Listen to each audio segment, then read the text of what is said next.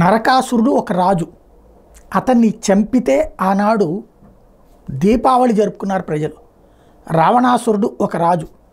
అతన్ని రాముడు చంపితే దీపావళి చేసుకున్నారు ప్రజలు. అంటే ఒక రాక్షస పాలన అన్నటువంటిది జరిగినప్పుడు, అది అంతమైనప్పుడు పండగ చేసుకుంటారు. ఇప్పుడు ఇరాన్లో అలాంటి నియంతృత్వ పాలనే నడుపుతున్నాడు రైసీ. చివరికి అక్కడ ఉన్నటువంటి మహిళల జీవితాలతో చెలగాటమాడుతున్నాడు. ఒకప్పుడు అత్యాధునిక భావాలకి కేంద్రమైనటువంటి ఇరాన్ని మతరాజ్యం కింద మార్చి అదే మహిళల్ని బానిసలుగా మార్చినటువంటి నీచ చరిత్ర అతనిది. కాదన్న మహిళల నోట్లో తుపాకీ పెట్టి కాల్పులు జరిపించినటువంటి నీచ చరిత్ర అతనిది. చుట్టూ ఉన్నటువంటి దేశాలలో ఘర్షణలు సృష్టించి ఉన్మాద మూకల్ని తయారు చేసి అక్కడ ఉగ్రవాదాన్ని పెంచి పోషించినటువంటి చరిత్ర అతనిది. ఇప్పుడు అతను హెలికాప్టర్లో వెళ్ళాడు.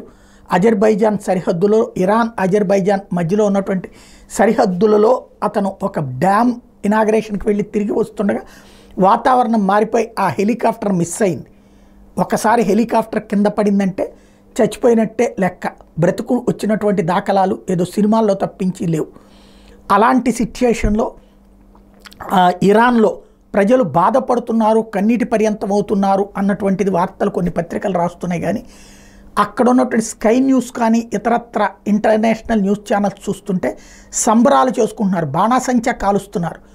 అక్కడ ఉన్నటువంటి ప్రజలు ఇరాన్ అధ్యక్షుడు పోవడాన్ని సమర్థిస్తున్నారు వాళ్ళు. ఎందుకంటే నరకం అనుభవించారు గత 2 సంవత్సరాలుగా వాళ్ళు.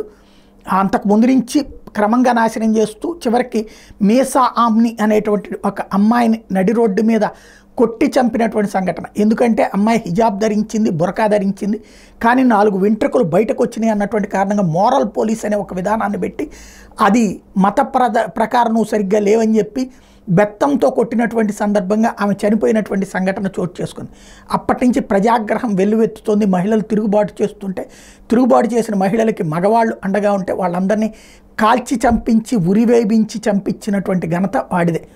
ఇప్పుడు వాడు పోయినందుకు అక్కడ సంబరాలు చేసుకుంటున్నారు.